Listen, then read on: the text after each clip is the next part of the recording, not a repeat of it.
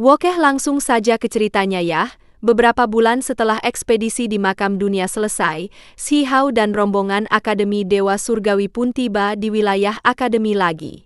Dan kepulangan mereka dipenuhi dengan kesuraman karena banyaknya murni terluka atau bahkan meninggal dunia.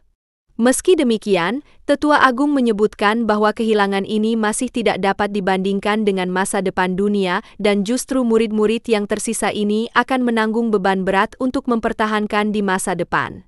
Sementara para tetua membicarakan murid-murid yang gugur, Shi Hao dengan penuh perhatian memperhatikan 6 benih abadi yang dia dapatkan selama berada di makam dunia. Namun dengan jumlah yang menakjubkan tersebut, si pemuda batu kecil masih menunjukkan Ruth tidak puas. Shi Hao terlihat sedikit murah, Qingyi pun mendekat dan menceritakan apa yang sedang dipikirkan laki-lakinya. Shi Hao kemudian menyebutkan bahwa dia telah melewatkan 2 benih abadi tertinggi selama perjalanan di makam dunia. Di mana selain benih abadi 5 iblis penyegal surga, dia juga tidak bisa mendapatkan benih abadi di atas pohon emas 10.000 tahun. Hal ini disebabkan bahwa Shi Hao sudah ditegur oleh penjaga pohon 10.000 tahun yang menyebutkan hal yang sama dengan penjaga botol pusaka. Yaitu benih abadi tersebut sudah akan diambil oleh orang lain ketika matang nanti. Nah, karena tidak puas benih-benih yang telah dia dapatkan, Shi Hao pun bertanya kepada para tetua Akademi Dewa Surgawi tentang berapa banyak benih abadi yang bisa dimurnikan oleh seseorang. Tetua Akademi pun menjelaskan bahwa seseorang hanya bisa menyatu dengan 1 benih abadi dan meminta Shi Hao untuk tidak serahkan dengan menginginkan lebih dari jumlah tersebut.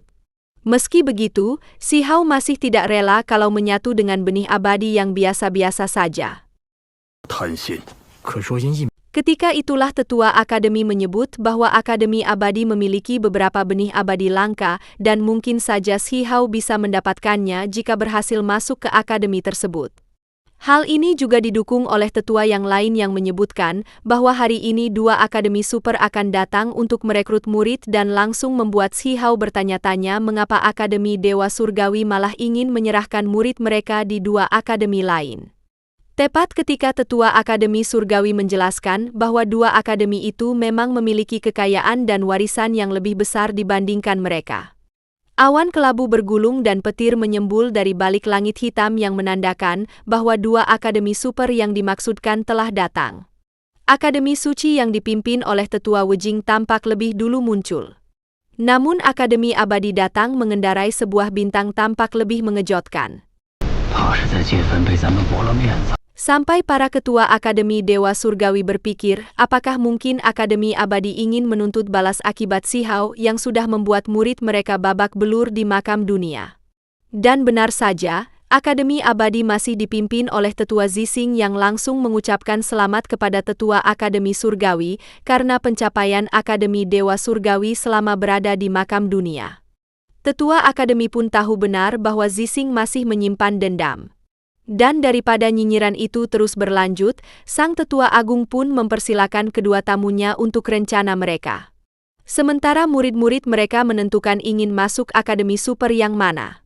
Yoyue tanpa pikir panjang langsung menuju bintang kejuara tempat di mana Akademi Abadi berada. Sementara Wangxi kayak amit-amit kalau harus masuk ke akademi yang sama dengan Yoyue hingga akhirnya memutuskan untuk naik ke kapal Akademi Suci. Seketika rombongan pelayan Raja Langit Muda itu muncul sebelum kemudian mencari Shi Hao untuk menyelesaikan masalah yang terjadi di makam dunia. Qingyi dan Mao Dao langsung berdiri di sisi Shi Hao seolah menunjukkan dukungan dan membuat Liao Chen serta Suang Lianyu sebagai pelayan Raja Langit Muda langsung meledak dalam amarah.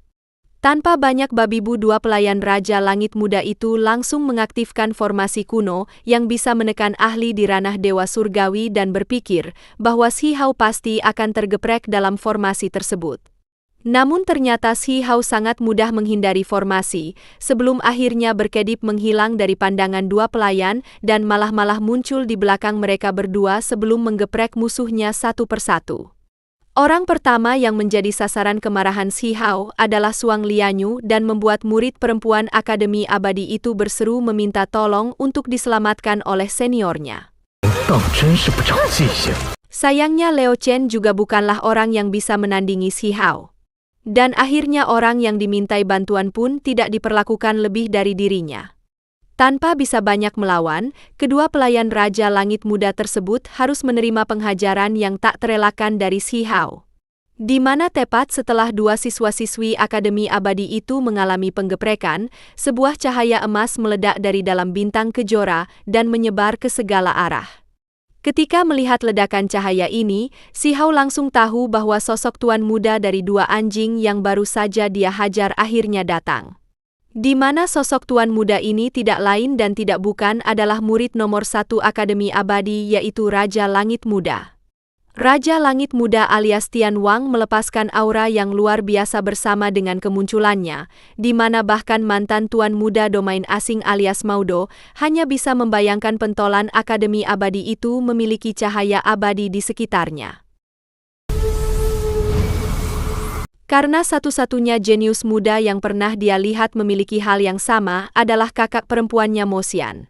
Shi Hao mencoba membesarkan hati Modo agar tidak terlalu pesimis. Namun pelayannya menjelaskan bahwa meskipun kekuatan Tian Wang belumlah sempurna, ahli muda macam ini memang ditakdirkan untuk menjadi tak terkalahkan. Tian Wang meminta Shi Hao untuk mengembalikan armornya. Namun Shi Hao justru meminta sang Raja Langit kecil untuk merebutnya sendiri dalam pertarungan.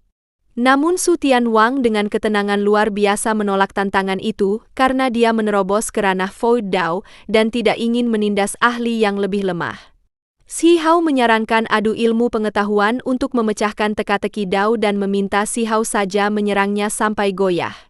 Namun tawaran itu juga ditolak oleh Shi Hao yang ingin bertarung dengan Su Tian Wang di arena tingkat dewa dengan ranah yang sama. Yao Yue sebagai penduduk baru Akademi Abadi berusaha mengajak Su Tian Wang untuk bernegosiasi. Singkat cerita, tapi ketika Su Tian Wang sudah bersiap meminta Yu Wudi untuk berperang, muncullah rombongan Akademi Suci pimpinan Jin Yu yang langsung meminta si Raja Langit Muda untuk tidak terburu-buru menyebut anteknya sebagai murid nomor 1 di ranah Dewa Surgawi. Yang menyebabkan pertempuran antara Huang dengan Su Tian Wang melebar menjadi pertandingan antar 3 akademi.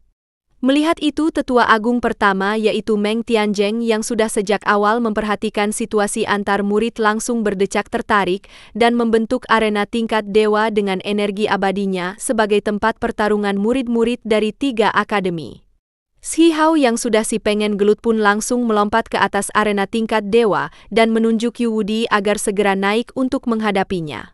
Yu Wudi yang menyimpan kekaguman kepada Su Tian Wang jelas tidak ikhlas melihat Shi Hao terus berpura-pura sok kuat pada kakak seniornya dan berambisi untuk memberi pemuda enggak tahu diri itu pelajaran. Segera setelah Shi Hao dan Yu Wudi bertarung, benturan kekuatan yang mengerikan dari dua bayangan binatang kuno memenuhi langit dan membuat rombongan geng Shi Hao yang baru saja datang hanya bisa geleng-geleng kepala melihat pentolan geng mereka. Baku hantam mulu kerjaannya. Yu Wudi melepaskan wujud pedang sejati pembunuh Phoenix yang langsung dibayar kontan dengan wujud sejati Dewa Guntur oleh Shi Hao. Bayangan Dewa Guntur raksasa menyembul dari balik awan, sebelum kemudian selimut palu penghakiman langit yang berhasil menciptakan medan perang dunia agung sebagai akibat dari tabrakan besar hukum Tao tertinggi. Begitu ledakan medan perang dunia agung meredak, sosok Shi Hao dan Yu Wudi yang sama-sama terdorong mundur. Namun dibandingkan Shi Hao yang hanya terdorong mundur beberapa langkah dengan luka ringan, semua orang dapat melihat bahwa Yu Wudi lebih dirugikan dalam benturan yang baru saja terjadi. Namun si murid nomor 1 Akademi Abadi di ranah Dewa Surgawi itu sudah kehilangan kesabaran dan akhirnya menunjukkan wujud aslinya sendiri sebagai anjing 9 alam baka yang merupakan salah satu dari keturunan 10 monster jahat. Wujud asli Wu Yudi jelas langsung membuat banyak orang tercengang. Namun murid Akademi Abadi itu sudah sama sekali tidak peduli dengan pandangan orang di sekitarnya. Beberapa kepala menyerang langsung ke arah Shi Hao dan menggigit kedua lengan serta kaki hingga membuat Su Tian Wang hanya bisa geleng-geleng kepala seolah ikut bersumpah atas ketidakberuntungan Huang. Tapi ternyata Shi Hao memang sengaja membuat dirinya pura-pura lengah demi menarik Wu Yudi lebih dekat dengan formasi pengunci yang sudah dia siapkan. Begitu Wu Yudi berada pada jarak yang cukup, Si Hao segera mengaktifkan teknik pusaka merekam yang langsung memaksa murid Akademi Akabadi itu untuk berubah wujud ke versi mini. Sehingga saat ini Wu Yudi hanya naga 9 kepala yang tidak berdaya. Dan akhirnya episode kali ini sampai di sini. Jangan lupa like, komen, dan subscribe. Saya Ceedoh pamit, sampai jumpa.